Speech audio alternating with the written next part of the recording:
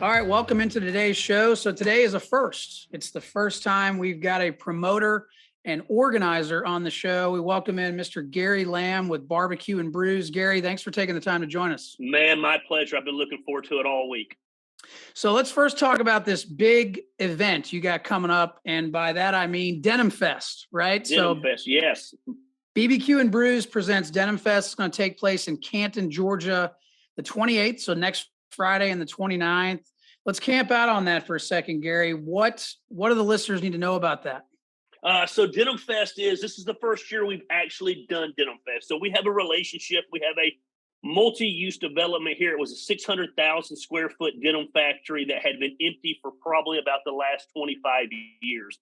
Developers started remodeling and redeveloping that right before COVID hit. It now has a 25,000 square foot brewery in it. It has Thrive Co-working in it. It has restaurants and bars and retail stores, and has this huge green with a huge stage. And we put on probably about 6 festivals there a year. We do all their what they call large events. And so for this event, it's Friday and Saturday. Friday, I'll be focused on the kids, costume contest, all that stuff. We'll have probably about 100 retail vendors there that day. That night, we'll close that out with a band here that's really big in North Georgia called the Whiskey Rose Band. Saturday, we flip it over. Though kids are still welcome on Saturday, the emphasis becomes focused on kids. It'll be tailgating day. The Georgia-Florida game will be on the massive screen they have. At 8 o'clock, Guardians of the Jukebox, which is probably one of the hottest 80s tribute bands around, will be on. And so, again, it'll be 100-something vendors, food vendors, retail vendors, live music, football, cornhole. But what's making Denim Fest different than anything else that we've ever done is we're doing our first ever, not the first ever for me, but the first ever unsanctioned, I guess you could say. I don't know that you want to call it a competition. We're doing a whole hog barbecue cook-off. And so what we've done is we've brought in 6 chefs / pitmasters. Some of them are barbecue guys. Actually, what makes this one interesting is some of them aren't barbecue guys. And starting Friday night, they will start the process of cooking whole hog, which in my opinion, being from Georgia, being a Southern barbecue guy, that is the holy grail of barbecue. And so they're all going to cook. Saturday, they will start serving. And it's a pretty good deal, to be honest with you. It's a $20 ticket. You get to go into a huge VIP tent. Each pitmaster / chef will have about 3 different samples of dishes they have made. You'll be able to sample each of those. So you're going to get 15 to 18 different samples of what they're doing with the whole hog. For a $20 ticket, inside that tent will be a private bourbon bar. There'll be a bourbon tasting going on. There'll be seats, there'll be tables. And so where most of our barbecue and brews events, we're bringing in barbecue food trucks. We're not doing that for this event. Instead, and actually most of these guys are our normal barbecue vendors, but instead they're going to be under the tent serving their interpretation or serving their take on whole hog. And everything from appetizers to main course to even some desserts they're talking about doing with the whole hog. So I'm really looking forward to that. Kevin Ward, I think, who's been on your podcast, 441 South, is going to be one of the pit masters. Christina Chance, they're fixing to open up here in Canton. The Smoking Texan, actually longtime manager of Fox Brothers in Atlanta, is retiring. He's moving up, and he's the business partner in that. Brian Choate with Choate Barbecue, who's just kind of a local legend here in the Cherokee County area. Crazy Hog Barbecue will be there. AF7, which is probably the OG in our area of barbecue food trucks. And then actually, to make it interesting, we're bringing in a grilled cheese chef. He owns a grilled cheese truck, Cheese and Confused, and we're bringing him in to put his spin on whole hog. And so you're going to be able to go to each of their stations under the tent. And like I said, sample anywhere between 2 to 4 samples that they're making.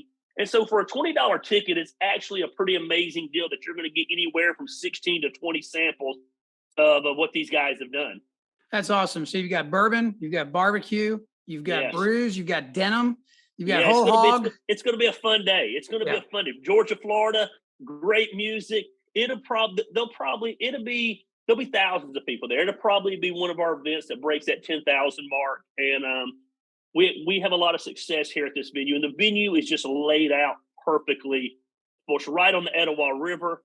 The brewery's right there. It's going to be a fun 2 days. And I think this is something that the mill is wanting to do every year. So it's one of the what they're calling staple events that they're wanting to build on. And I'm looking forward to see what this turns into in years to come. I love that. So you can hear the excitement here from Gary. Get me excited. If you want to find out any more information, go to their website, bbqandbrews.com. That's bbqandbrews.com. Check them out on social media as well. Yeah. Facebook, Instagram, you name it. They can also go to Etowah, ETOWAH, EtowahMill.com. And then click on events, and that will take you actually where you can buy tickets. It will tell you the schedule, the rundown. We will have all that stuff on the Barbecue and Brews page too, but you can go to the EtowahMill.com page too. And they've always got something going on, and they are lovers of barbecue there. So most of our events that we do there are centered around barbecue. Love it. Speaking my language, and for our listeners, we'll have all those links in the show notes so you can quickly take a glance in that. And again, those dates are Friday, October 28th and Saturday, October 29th in Canton, Georgia. All right, so let's take a step back. So journey. I'm a big fan of understanding somebody's journey, specifically as it relates to barbecue, right? And so you've got a very interesting journey, as I mentioned earlier in the show. This is the first time we're chatting with a promoter on the show. So how did this barbecue journey start for you? Like a sad country song. How about that? So, believe it or not, I used to be in ministry. And so I used to pastor a church. And when I was 28 years old, I moved to Canton, Georgia, and I started a church. And that church grew very quickly. In about 5 years, right before I lost that church, it was named the 17th fastest growing church in America. And I like to say that my talent far exceeded my character during that time. And so I lost everything. I lost my marriage. I lost the church. I lost everything. I became homeless literally overnight. The church is not the most gracious place in the world when you fall. And so I had a couple that let me move in their basement, and I got back on my feet. I got a little house, and I couldn't sleep. I was miserable. I didn't have my kids for the first time in my life. And my neighbor had this thing that looked like a black bullet, and I'd never seen anything like it before. And I was talking to him one day, and then one day he brought over some food. Said, "Man, I made this on this thing." I didn't know what the thing was at the time. So I began to ask him questions about it, and it was a Weber Smoky Mountain. And so I went out immediately with the little bit of money I had, because I was really smart with my money. I had like $400, and I spent almost $300 of it on this smoker. And I know this sounds really dramatic and it sounds really odd, but that smoker probably saved my life. I would stay up at night, and there was just something I couldn't sleep, but now I would stay up and I would tend to the fire, and I would play music, and I would sit in my backyard, and it was just me and the stars. And all of a sudden I started having all this meat that you can only eat so much meat, by yourself. So I started feeding my neighbors and started feeding friends. And then it turned into almost every weekend, I don't want to necessarily call them parties, but there was big gatherings at my house where I had been up all night because, again, I didn't sleep much. And I just really, one thing about me is I'm have a very addictive personality. So when I'm into something, I'm into it 150%. So I was into that for a while. I had done big events my whole life. Even back when I pastored this church, we were a portable church, ran a couple thousand people in a movie theater. So every week it was just this huge setup, huge production. And I went to a Jeep festival, actually. And at that time I was remarried. By this time I was remarried. And I was walking around, and I looked at my wife, and I said, "Man, I could do this." And she said, "Well, yeah, but they're already doing this." I said, "No, not built around Jeeps. What if we did this and we built it around barbecue?" I said, "I think our town would go insane over a barbecue festival." And we had just had a local brewery open up here. And I said, "Man, we can bring the brewery out, barbecue and brews." And believe it or not, the social media was available and the URL was available. That's always the key when you start anything. And we held the first barbecue and brews. I believe it was 7-8 years ago now in Canton. And I don't say this lightly, when I tell you we shut our town down, we backed up the interstate 2 or 3 miles. We had almost 25,000 people there. We ran out of food by 7 o'clock. The festival didn't end until 8 o'clock. We ran out of beer. We went through almost 200 kegs of beer in a day. And from there, Barbecue and Brews was just born. We started having towns call us and cities call us. And so for a while, we did Canton every year in the spring. Then in the fall, they asked us to do another one. So we did what was called Barbecue Brews and Booze, BOOS. It was a Halloween festival built around barbecue. Then we went up to Ellijay. I don't know if you're familiar with Ellijay. And we did Barbecue and Brews presents Smoking Up the Mountain. And then Cartersville, which is a town next to us, asked us to come, and we started doing a festival there called Barbecue Downtown. And then now we just added a second festival there called Downtown Alive. And now Ball Ground, which is a town to the north of us. We do 2 festivals there, and all built around barbecue, all built around the best pit masters, all built around live music, all built around craft beer. And actually in the early days of our festival, so let me think, probably the first 3.5 years, every festival also had a Georgia Barbecue Association sanctioned barbecue competition with it. And so we began to develop the Barbecue and Brews mini circuit. And if you compete, we kept up with the points from all 4 festivals all year.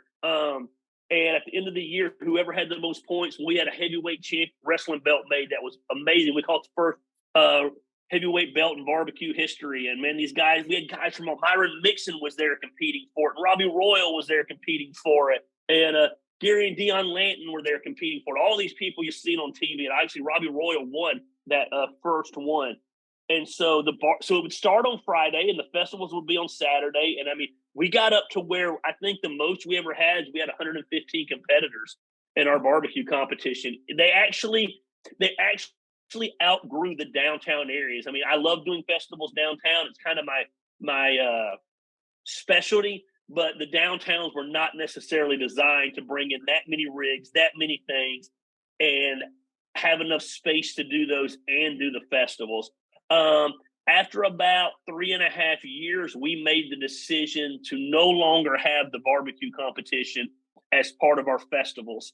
And we can get into that if you choose to, but we didn't need them anymore. The barbecue became the pit masters.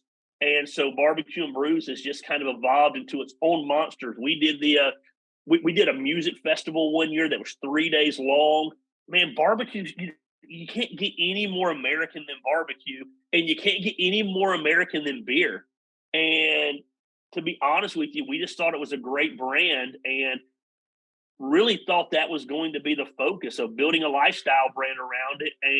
But I'm a serial entrepreneur. And so I'm always chasing a rabbit over here or chasing a rabbit over there. I actually own a wrestling promotion. I own a fight league, an MMA promotion. I'm actually just filed the paperwork to just open a small craft distillery here in my hometown. So, if I quit chasing squirrels, Barbecue and Brews could probably be even bigger than it is. But it provides a good living for my family and I. And, man, we enjoy it. We're actually in a spurt right now, started last week, October 15th, where we have 5 festivals in 5 weeks. And so, it's balls to the wall right now, and we are wide open right now in that barbecue world. I love it. I love it. Very, very similar traits as I have. I like to chase a lot of different things, and yes, a lot of different rabbits, a lot of different rabbit holes that come up. Yeah.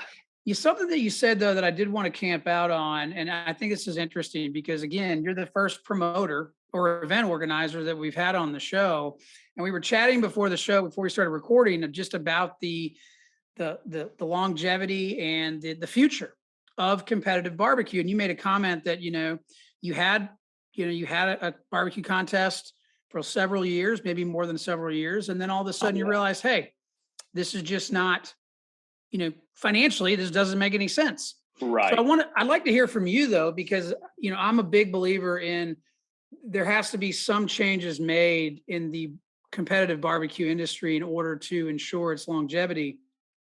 From your standpoint, from a promoter's standpoint, really it's a 2-part question. We'll start with the first part. What do you want to see as a promoter from these various sanctioning bodies, GBA, KCBS, you name it? Yeah. So I would say don't hold me to this number because someone will come along and hear this and say it's an inaccurate number. We did between 12 and 15 sanctioned. I don't remember the exact number. Right. over 4 years. I can't remember because one year we did one year we did four, the next year we did, I don't remember the exact numbers. Of all the events I've done, and I have done hundreds of events, I've done, and I don't mean that in an arrogant way, I've done events that have drawn tens of thousands of people. Barbecue competitions were the most fun of anything I did. I loved them. I loved setting them up. I loved the community that happened.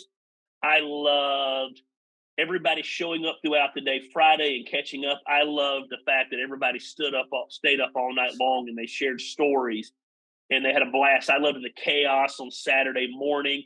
Right. Man, this is an onion right here. There's so many layers to it. The simple answer is this. Everything that we do, we have a philosophy. One of our core values in all of our events is fans first. And so everything we do is based on the people who are coming in and what is fun for them. How are they going to enjoy it? These barbecue sanctioning bodies, I don't know, excuse my language, but they don't give two shits about people showing up. Right. They don't give two shits about fans showing up. They don't care about customers showing up. They don't care about an audience showing up. Matter of fact, I almost think they prefer they don't show up. They look at them as a nuisance. They're a hassle. The barbecue competitors look at them as a hassle. You have this mindset. I want to show up to a barbecue competition. I want to be able to walk around. I want to go watch Robbie Royal do what he does because I've seen it on television. I want to see Myron Mixon do what he does because I've seen it on television. I want to be able to shake his hand. I want to be able to take a selfie with him and take a picture with him. And then here's the big one. And I get it. And I understand both sides. I want to be able to sample his food. Yep. And in 4 years, I could not figure out how to convey, hey, we're doing a barbecue competition. It's incredible. Come check it out. Oh, no, you can't check the food. Chances are they're going to be hid away in their trailer the whole time. Hey, Myron Mixon's going to put actually a black plastic wall around his unit where you can't even see into it. It was pointless. So that was just from a fan standpoint. From a financial standpoint, we did anywhere from 15 to 1 year. We added whole hog, and it was $10,000 winner take all to $25,000 in prize money. Even with 100 people signing up, you barely covered your winnings. Then you had to bring in these huge generators. You had to rent parks. Water. I mean, a lot of places had water, but I mean, I know this sounds nuts, but we would spend $400 to $500 in water hoses. That adds up. You had to bring in porta-johns. You had to bring in pop-up tents. And everyone's like, well, you go get sponsors. But here was my logic. All the sponsors that I can get will sponsor my festival. Right. And the festival doesn't cost me money. It makes me money. So I'm going to go raise $25,000 in sponsorship money that I can put in my pocket from the festival. But instead, I'm raising $25,000 in sponsorship money to pay it all out to these guys. And here was the kicker. They brought no value to the festival. The festival starts at 12 o'clock on Saturday. They're done. Right. They've turned in their stuff. They're waiting for the awards. The minute the awards are over, now my festival's in high gear. It's 4 o'clock in the afternoon. The bands are rocking. There's thousands of people. And here's all my barbecue vendors hooking up and leaving. They won't even stay to the end of the festival. There was no point at all. So tell you a funny thing, and this guy's going to get pissed off because he thinks I have an issue with him. I don't. We actually have a GBA sanctioned barbecue competition next Saturday, the same day I'm doing Denim Fest. It's for homeless vets. What a phenomenal cause. The guy has raised, I've seen it. He's got billboards around town. He's raised a lot of money in sponsorship. But my logic is all that you're raising, you're spending right back. He wants to know last year why he only had 200 people show up. Your average person's not showing up to a competition. It's boring. Right. And I don't know that. And then this is their answer. Every time you bring it up to them, this is their answer. Well, you could do People's Choice and sell plates. Okay, so I do a People's Choice and I make $2,000 back. but I kill myself in the process of trying to do the people's choice. It's still not what people want until they figure out how to make it fan friendly. It's going to be an insider thing. We have a huge barbecue competition about 2 towns over. It's massive. And they literally don't even open it up to the public. What's the point? They know. Go to the fairgrounds, shut the fairgrounds off. We're doing the competition. It's this insider focused, unfriendly thing.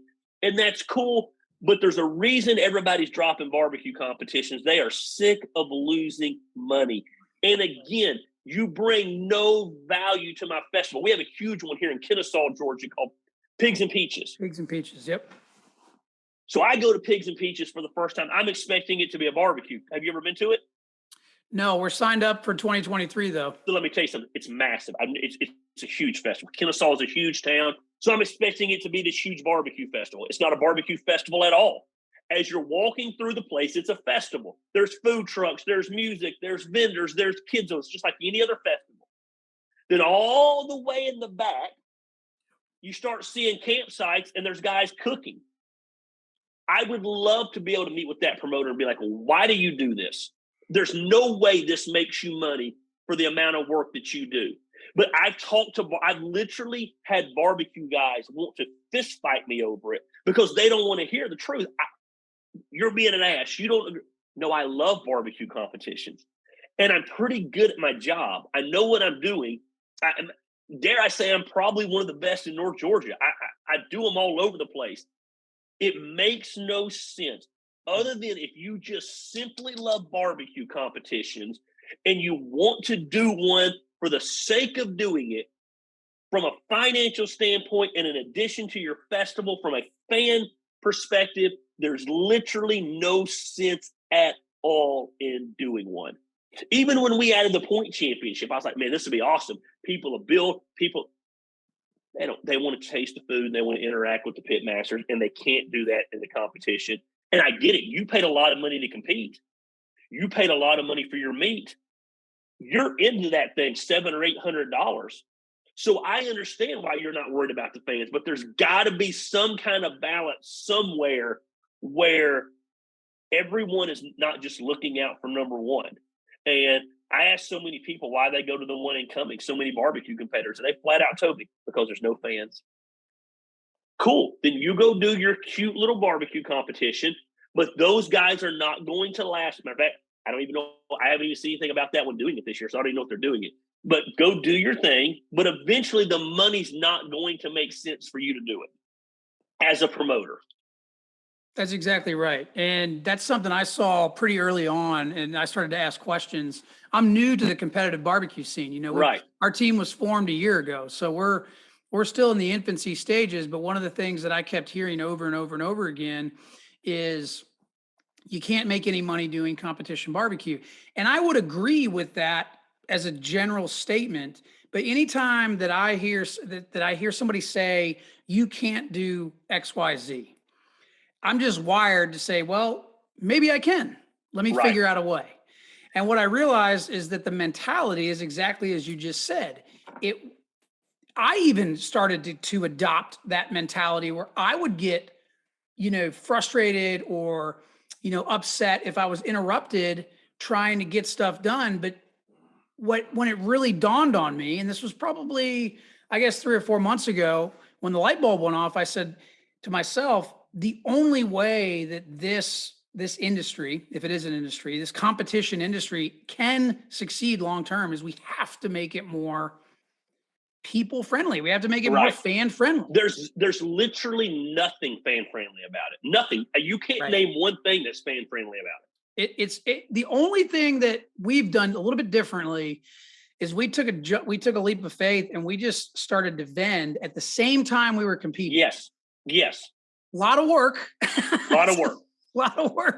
But what I realized quickly is, to your point, when people go to anything that's barbecue related, festival, competition, whatever, they're expecting to eat barbecue. Right. And we were down in Baxley, Georgia back in September. Out of 31 teams, we're the only team. So it worked out well for us. We're the only team selling barbecue. Right. Only once. So I think that's part of it to try to make it more appealing, because if I'm in their shoes, if I'm in a fan's shoes and I don't know anything about competition barbecue and I go to a barbecue festival, I'm pretty much expecting to meet and chat with pitmasters. Yeah. And even from the standpoint of the competitors, I'm a brand builder. So that's what I do for a living. I build brands, and I'm not doing anything every weekend that's going to cost me that much money. So what I'm going to do is, and I kind of operate with a CEO mentality. And so I'm going to bring my team in. I'm going to be the face with the place. I'm going to be working social media. I'm going to be working TikTok. I'm going to be building the following. And why my guys are doing that, which is what I do at my festival. Well, my team is out. The joke is Gary doesn't do anything. Well, Gary does everything. Gary's the visionary. But I'm the one shaking hands. I'm the one kissing babies. I'm the one that everyone has seen leading up to the event on all the live videos and all the promo videos. And people want to shake hands. And hey, let me buy you a beer real quick. I'm giving them a beer. I'm going to be the face with the place. I'm also going to have merch. I'm going to be selling shirts and swag right there because I built my brand enough. I'm at least at a minimum going to break even and say, man, this is a fun hobby that I don't lose money at. Yep. To watch these people just lose money every week is mind-boggling to me. But at the end of the day, I don't really care. If they choose to lose money, they choose to lose money. I'm the promoter. You got to give me something. And then here's the other thing. Even the award ceremony, I'd have a band up there. I'd have 2,500 people sitting on the grass, eating food, watching the band. The minute the award ceremony, by the time the award ceremony was over, there's 100 people out there. Yep. Because it's the most long, boring, drawn-out thing. And then, I'm a cusser. You have to forgive me. This bullshit about pay down through the top 10. So this number 10's getting $25. Who cares? Man, it's participation trophy at its finest. When I did the whole hog, we did whole hog, winner takes all, 10 grand. And dude, they were like, you're not going to have anybody sign up because no one's going to go take that risk to walk away with nothing. And you know what? Out of 100-something people, we only had like 13 people sign up for the whole hog, but I don't care. Man, it was exciting. When we stood up on stage and I had that big $10,000 check and I played it up to the crowd and I brought those people up there, and it was incredible. And I just think there's just no point in competition. I don't know if you move it back to where they're turning in Saturday evening. I don't know. I think the festival people would love to see them running to make the turn-ins. I don't know. It's just, it literally is over by the time the festival starts. It's done. By noon, all the turn-ins have happened. Right. So now the people that are even showing up for the festival are showing up and they're watching the guys clean. They're clean, Exactly. You're exactly right. And I'm curious on your take though. So obviously I know the easy, lazy answer is, well, do a people's choice. But then you have to organize it and you've got to get volunteers because the teams don't want to serve the public and blah, blah, blah, blah, blah.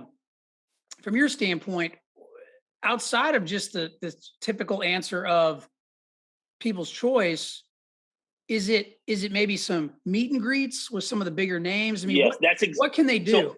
So I think that would be a huge thing. I think they need to start change the times. I think that turn-ins need to be around 2 or 3, 4. Again, it needs to be while the festival is going on.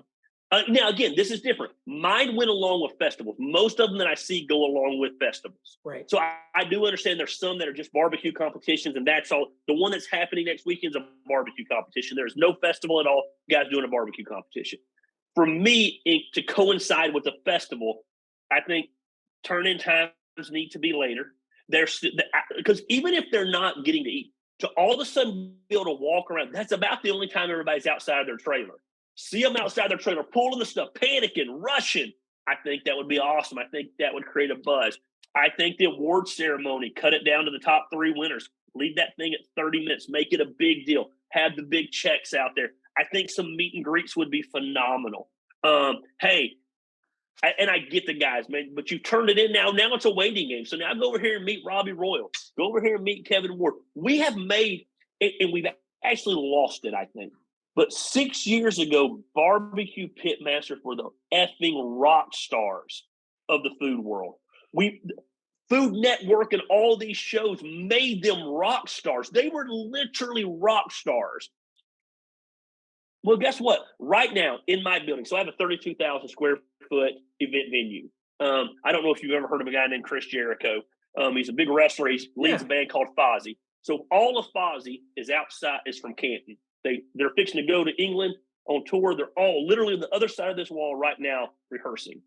Right before I started, Chris was walking in, getting out of the limo and walking in the building. And Chris Jericho's a rock star. And when he carries himself like a rock star. But here's the deal. He's accessible. And I watched him as he's pulling up. I don't know how fans built, but they were signing. He was out there. I'm not telling you there was thousands of people, but there was 5 or 6 people after he stopped. He was signing autographs. He was taking pictures with them. He was meeting them as he walked in the building. These guys need to learn to build a brand and learn how to, like, man, let's get some good branding. Everything doesn't have to be the cheesy clip art pig that looks horrible. And I'll tell you something else you might not know about me. So I actually was with Kevin Ward. I was his partner when he started 441 South. And so when he started that, like, I remember us going and we paid a lot of money to a design firm to come up with that stuff. We were like, listen, we don't want it to be the cheesy clip art. And people all over this town, you'll see, because Kevin's in my town now, you'll see people wearing that swag, and he's creating a 441 lifestyle brand. And Kevin Ward is a rock star in this town. And when you walk back there and there's a 1,000-gallon smoker and he's showing it to you and being accessible, I think these guys, and there needs to be a PR guy with these competition teams and show them how to do it, because it sounds really arrogant. I don't want to sound this way. But in some ways at my festivals, I'm the rock star. That's who they know. And so I'm not walking around hiding behind a wall. They want to see me. They want to see a gear. Everybody calls me the black sheep. So I'm always in a black sheep shirt. It's my brand. I have the shirt. Everybody wants a picture with the black sheep. Everybody wants to know. They're always at my wife runs my booth. We sell my own stuff at my festival. And they want that. And people just want to feel important. And man, barbecue does a great job of making you feel unimportant, which is so contradictory to what effing barbecue is. Right. Barbecue's about community. Sit around the fire. Have you seen, I can't remember what it's called. It might be called Fire, actually. The Netflix barbecue thing where it was a one show and they went to Africa, everywhere. They went to Texas and they showed how from the beginning of time, cooking on fire, how it brought communities together. Yep. I did see that. It's called Chef's Table Barbecue. Yeah, that's a great thing, man. And I loved that show because that's what, to me, barbecue was about. It was about community. Once a month, my crew comes over. I have I call it my tribe. My tribe comes over once a month, still to this day, and I barbecue for them. And they come and they eat, and there's just something, I literally, it's on our shirts. We say, eat with your hands, laugh with your friends. And that's barbecue to me. But yet that's exactly what barbecue competitions are not. Right. And so it's weird, man. I just don't get it. And I don't get why they're not getting it, because it's a blue collar thing. And it reminds me of almost what's happened with NASCAR's moved away from its roots. And they're seeing it in the decline in numbers. NASCAR, I don't give 2 rips about watching guys go around in a circle.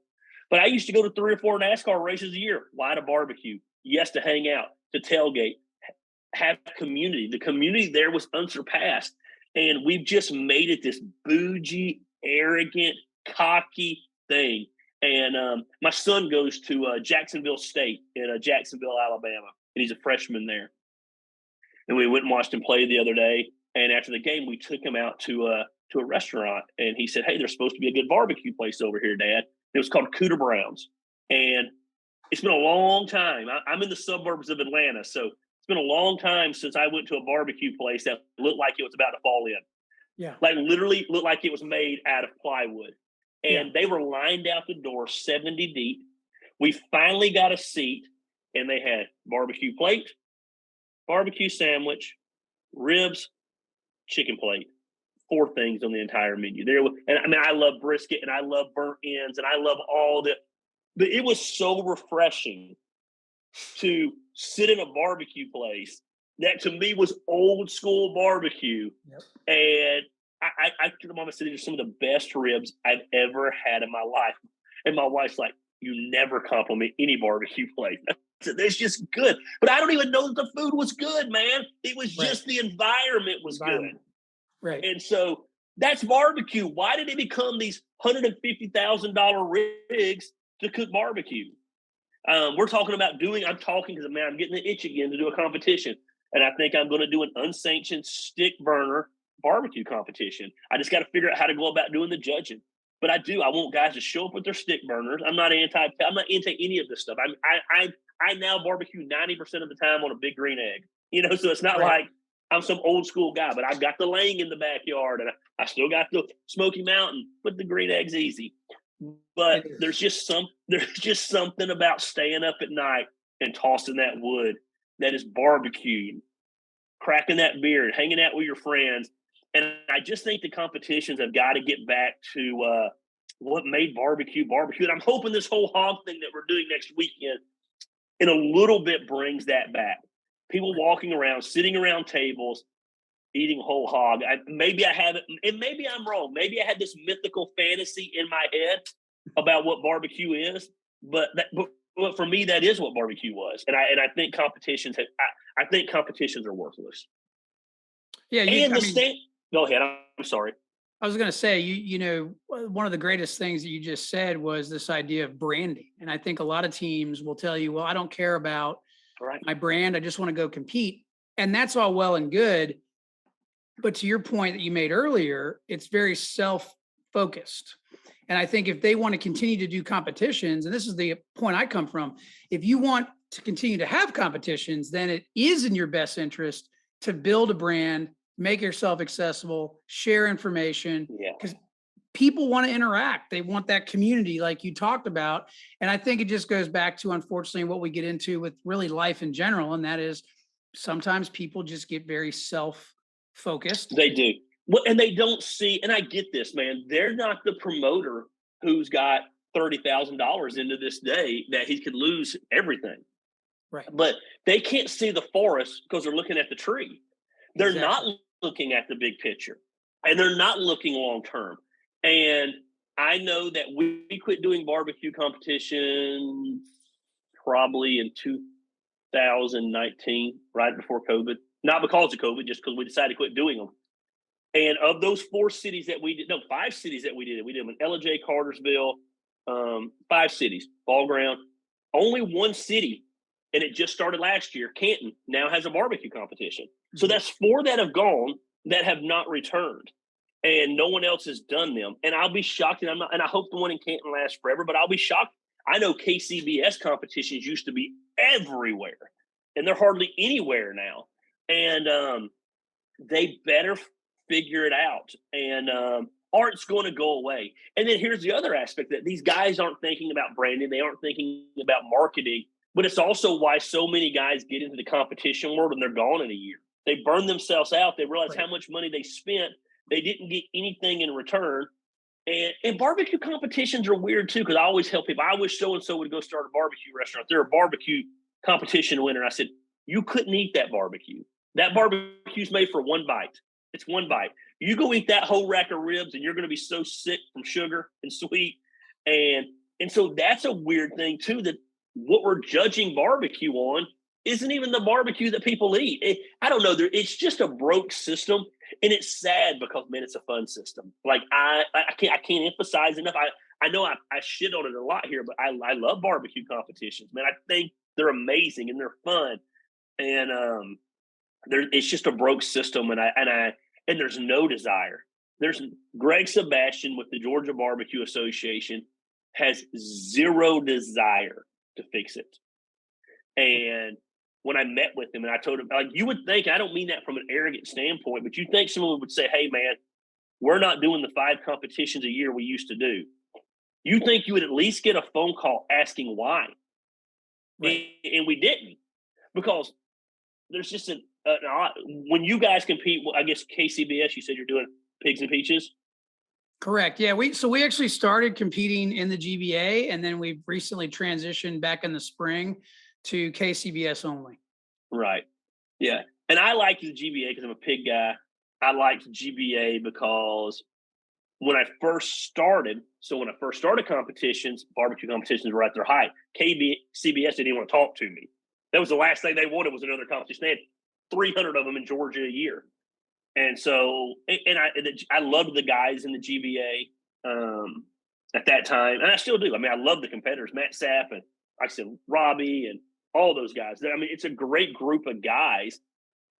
I don't know. It's hard for me because I see the competition world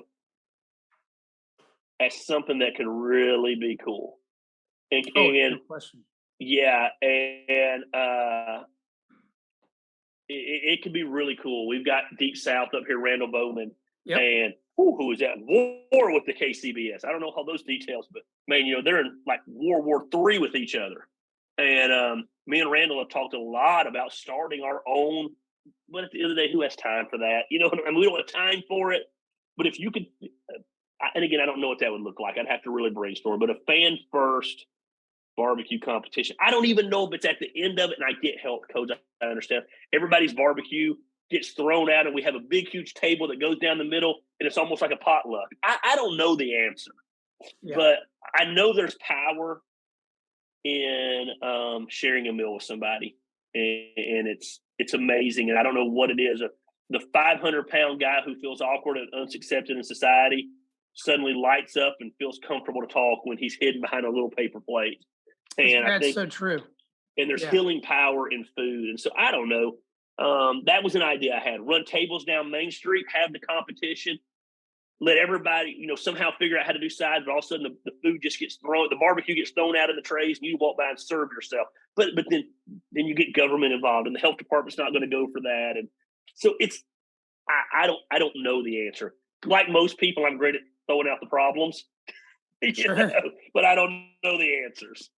So. Well, I don't think there is one singular answer. Yeah. There's not a silver bullet here that can fix everything. But to your point, I think there is 100% agree. There is something magical about sharing a meal and building that community. And I think that teams have to understand that it's not about them. It's about making sure that we continue to have competitions. Otherwise, coming from you as a promoter, it just isn't worth it. And I personally don't really like it when we are separated. Like, this past weekend, we were in Grovetown at the Papa Joe Band Jobecue, and the competitors were outside the festival gates. Right. I like interacting, we had none of that. So, and I'd love, you don't get much bigger than that festival. I'd love to see the numbers. I question any of them. Here's the other problem I see with barbecue competitions. And I don't know if this is a problem, but here's the problem. When I was doing barbecue competitions and doing festivals, I was the only promoter in the entire state that was doing barbecue competitions, GBA competitions, that did it as a job. So for a lot of these guys, it was man, it's fun once a year to have a barbecue competition. I want to organize it. It makes me feel good. And I get all of that. So their goal wasn't to make money. But my whole thing is most of them's goal, the money goes to charity. So wouldn't you much rather give $40,000 to charity as opposed to $5,000 to charity? And so that was always thing. Well, that's because you're full time. That's why you don't get it. Well, okay, well, that's how, I guess. But you guys also always say, man, you love my events the most. You say, man, Gary thinks of details that no one else thinks about. Right. Small little things, everything. We bring in DJs for them.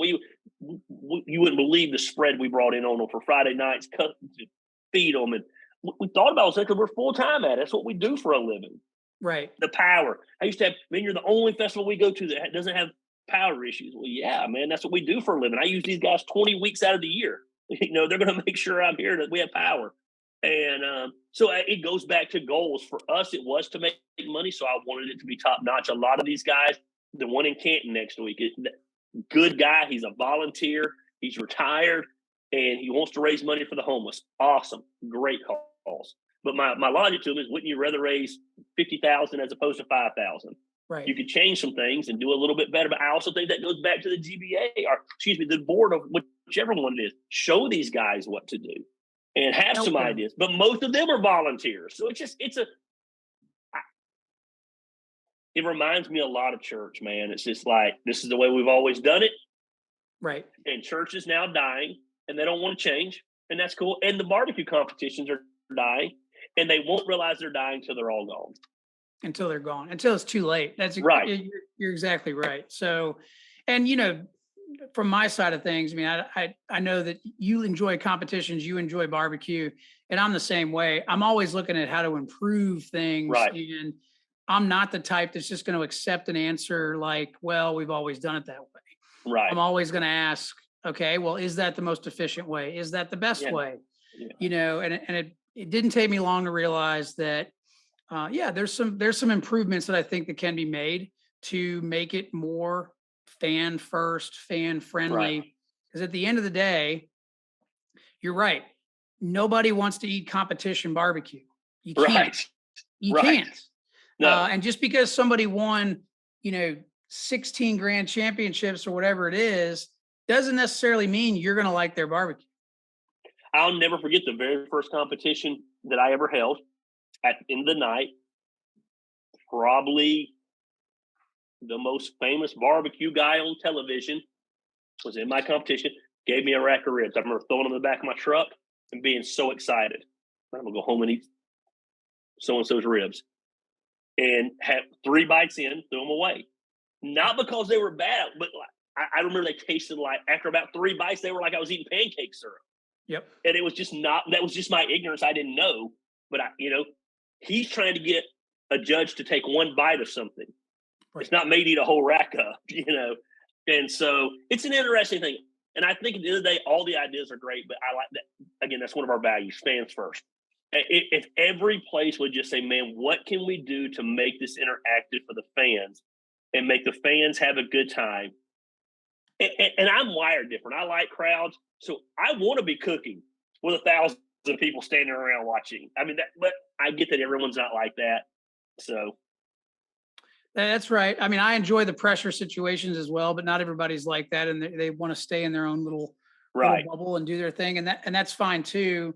And like we've already talked about, it just, we need to make some serious changes in order to ensure. My question to them would be, if it was working, I get it, but it's not working. There's nobody that will argue with you. The competitors are down. The number of competitions is down. The prize money is down. Right. And so it's not working, but you know what? Let's stick our heads in the ground and act like it doesn't exist. That's right. Well, what is working, it sounds like, though, is Denim Fest and Barbecue and Brews. And the festivals work great. There you go. And again, for people our love listeners, barbecue, man. There's nothing more American than barbecue. You know that. Barbecue, baseball, and brews. Yeah, barbecue, baseball, and brews. That's America. That's right. That's our contribution to the food world from America. It's not pizza. It's barbecue. And it's so regional and it's so awesome. And there's so much diversity in it. Who knows, you could take 5 guys making a pork butt and they can all 5 pork butts be totally different, right. Depending on the sauce and the seasoning and the wood that they use and the art, that as much as anybody. There's such a skill set that goes, all 6 of those hogs will taste different next Saturday. And that's what makes barbecue. And all 6 of them will probably be really good too. So, they'll be all incredible. That's right. So again, for our listeners, make sure you take some time. Again, check out the website, bbqandbrews.com. Check them out on social media. If you're in the Canton area, next weekend, the 28th, 29th, check out Denim Fest. We would be there, but we'll be up in Shelby, North Carolina at a competition. That's awesome. So how many competitions do you guys do a year? So this is our first full calendar year we're competing, and we'll finish with, assuming nothing gets canceled, we'll finish with 18. That's awesome. That's a big commitment. It is. And we've had a lot of people ask us if we're going to open a restaurant, and everybody wants to know. Everybody asks. My response to that is, well, if you give me the money, right. So, but again, we appreciate the time, sir, and glad we were able to connect. And I have to thank, I believe, Tony McGee for connecting us. So, and Tony is a barbecue machine, is he not? He is absolutely a barbecue machine. He connected me with you, and he also connected me with Kevin Ward. Yeah, he's a great dude. But again, our listeners, bbqandbrews.com, check it out. take some time, get up to Canton, go to the Denim Fest put on by Barbecue and Brews. And Gary, thanks again for the time, sir. Man, thank you so much.